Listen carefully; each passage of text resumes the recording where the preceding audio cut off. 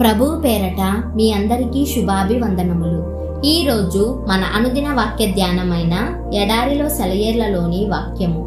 నాకు బాధ కలిగిన దేశమందు దేవుడు నన్ను అభివృద్ధి పొందించెను. ఆదికాండము 41వ అధ్యాయము 52వ వచనము. బయట వర్షం కురుస్తోంది.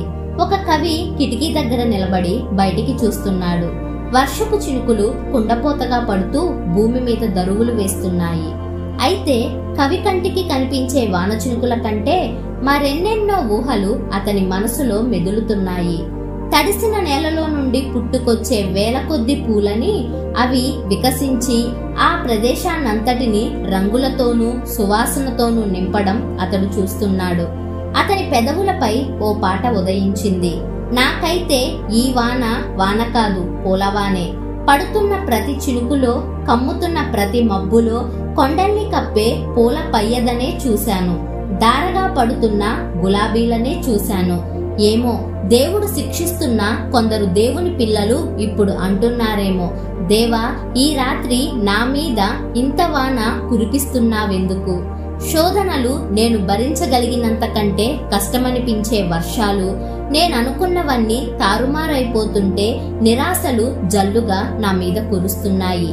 ఎడబాటులు, వియోగ దుఃఖాలు ఏకధారగా పడుతూ ఆ శ్రమల తీవ్రతకి నా హృదయం కంపించిపోయేలా చేస్తున్నాయి.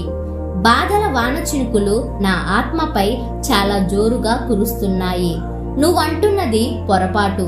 నీ మీద పడేది వాన కాదు, ఆశీర్వాదాల వానే ఇది. నువ్వు కేవలం నీ పరమ తండ్రి మాటని నమ్మితే నిన్ను బాధించే వర్షమే నీలో ఆత్మీయ పుష్పాలు పూసేలా చేస్తుంది. శిక్ష పొందని ప్రశాంతమైన నీ గత జీవితంలో ఎన్నడూ లేనంత పరిమళము, సౌందర్యము కలిగిన పూలు పూస్తాయి. నీ కంటికి వర్షం కనబడుతోంది, నిజమే. పువ్వులు కనిపించడం లేదా? శోధనల్లో చిక్కుకొని బాధపడుతున్నావు. కానీ ఆ శ్రమలలో నీ జీవితపు తోటలో వికసిస్తున్న విశ్వాస పుష్పాల కోసం దేవుడు చూస్తున్నాడు. బాధలకు జడిసి దూరంగా పారిపోతావు. అయితే బాధలు పడే నీతోటి వాళ్ల కోసం, నీ బాధల్లో నీలో పెరిగే ఆ సానుభూతి పుష్పాల కోసం దేవుడు చూస్తున్నాడు. తీవ్రమైన వియోగ బాధ వల్ల నీ హృదయం వాడిపోతుంది. కానీ ఆ దుఃఖం నీలో తెచ్చిన లోతైన సమృద్ధి జీవాన్ని దేవుడు చూస్తున్నాడు. నీ మీద కురిసేవి వడగండ్లు కావు. వాత్సల్యం, ప్రేమ, దయ, సహనం, ఇంకా ఆత్మకి సంబంధించిన ధన్యకరమైన వేల కొద్ది పూలు వానలా కురుస్తున్నాయి. ఇహలోకంలోని మరి ఏ స్థితిగతులు, సౌకర్యాలు ఇవ్వలేనంత ఆత్మీయ సంపదను నీ అంతరంగానికి చేకూర్చి పెడతాయి. గాలివానలో గీతాలు.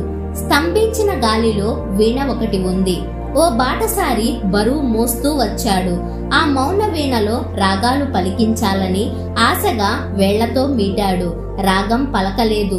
గాలి తిరిగింది, మేఘం ఉరిమింది, విపంచి సవరించుకుంది. గాలివానలో దేవుని వేళ్లు కదిలాయి. ప్రకృతి గొంతెత్తి పాట పాడింది. గాలి ఈలలు వేసి సంగీతాలు పాడింది. అభయమిచ్చే గొంతుతో వినిపించాడు దేవుడే తన ప్రేమ గీతాన్ని.